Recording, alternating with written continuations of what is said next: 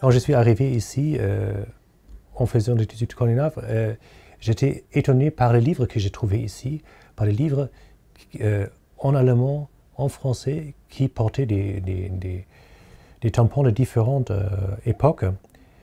Et j'étais étonné par le nombre des ouvrages qui étaient donc, du coup, à trouver ici sur les études nordiques. Et quand j'ai creusé un peu, j'ai trouvé que un des premiers chercheurs en France, francophones, qui s'intéressait aux études nordiques était en effet à Strasbourg. Et on pourrait se demander pourquoi. Pourquoi est-ce que donc, du coup, à Strasbourg, il y a quelqu'un qui s'intéresse au Nord? Et en effet, la question c'est lié tout de suite à la question du qu'est-ce que c'est le germain? Et qu'est-ce que ça a à voir avec Strasbourg? Toutes ces personnes-là qui s'intéressaient dans les périodes français, allemand, aux études nordiques étaient impliquées dans cette discussion, est-ce que l'Alsace est germanique ou pas?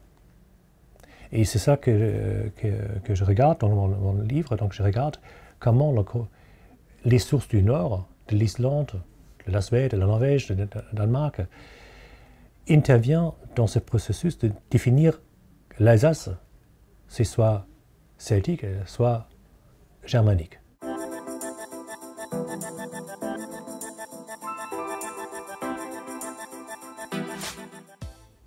Donc, qu'est-ce que je mets en avant? Donc, du coup, pour moi, c'est cette question de l'interaction entre, donc, du coup, des sciences et des humaines qui parfois semblent être innocents. On travaille uniquement sur la littérature, uniquement sur la mythologie, uniquement sur les cultures et tout ça, et l'impact idéologique et politique que ça peut avoir. Après, un autre élément que je trouve très intéressant, c'est et c'est pour ça que ça s'appelle aussi géographie du germain, parce que ce que j'aime bien montrer, que malgré le fait que ce sont des études historiques, où on pense, voilà, maintenant on va raconter simplement l'histoire de quelque chose, il s'agit beaucoup plus d'une tentative souvent à créer des imaginaires d'espace. Donc des imaginaires pour définir quelles sont les frontières entre les gens. Est-ce qu'on est des Celtes ou des Germains? Je dirais on est tous ça. Et on a ce qu'on veut être.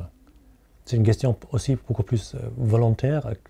Donc volontaire pas toujours au niveau individuel, mais c'est une question du à quelle identité est-ce que je me rattacher et quelle identité est utile pour moi.